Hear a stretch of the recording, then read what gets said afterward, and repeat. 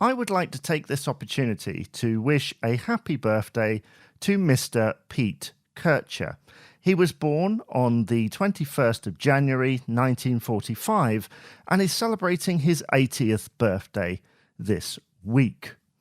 He first rose to prominence as a member of Honeybus in the 1960s.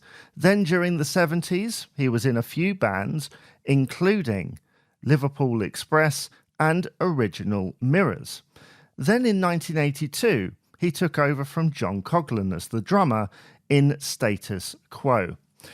He appeared on 2 studio albums, including 1982's 1982, Status Quo's last, as of to date, #1 album, and 1983's Back to Back. He would also play at a number of the band's milestone concerts, including at the NEC in 1982 in front of royalty, then in 1984 at the End of the Road tour, and then finally he made his last appearance with Quo at Live Aid. After that, he pretty much retired from the music industry, making a cameo appearance as part of a reunion with Honeybus in 2003. But the last I heard, he was working as a signwriter, and I'm sure by now retired. So wherever you are, Pete, I do wish you the very best. The original idea for this episode was that I would detail my 5 favourite Pete Kircher performances. But as I dug a little bit deeper, I realised that would be quite a hard task to do.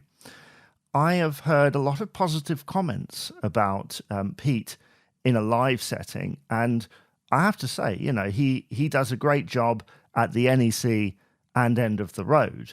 On record, it's even trickier to pinpoint anything for a number of reasons. And one of those is that by 1982, Quo had kind of gone through several different eras, and they were in the middle of another one where the songwriting and some of the arrangements had changed. Now, in previous albums, John Coughlan had had the opportunity to get stuck into a long song with various tempo changes and everything, the likes of Breaking Away and Slow Train and 4500 Times. But by 1982, there isn't really a long song. I think the longest song in that album is She Don't Fool Me, which was a single. Really, they're writing more kind of mainstream rock pop songs by that point, sort of 3 to 4 minutes. And so the idea is a little bit different. And so, yeah, Pete doesn't really get the opportunity on either of those albums, really, to showcase what he can do. The other thing as well is that by that point, the production had gone up a level. It had sort of been 80s-ified, if you will. The drums at times didn't sound real, but I'm sure they were. They were just covered in, delay and everything else, sort of that Phil Collins type sound that was very popular at that point. But when you're listening to it now, it doesn't particularly age well. And also, in addition to that, you can't really hear a lot of what's going on and, all the other studio trickery that they had at the time. But saying that, he had a lot of memorable, solid performances. I'm thinking of things like, the aforementioned She Don't Fool Me, I Should Have Known from the 1982 album, which has got a lot of stuff in it, a lot of different kind of percussion there. Old Rag Blues, which Pete brought a signature drum sound there, which is all over those albums as well, especially on the first one.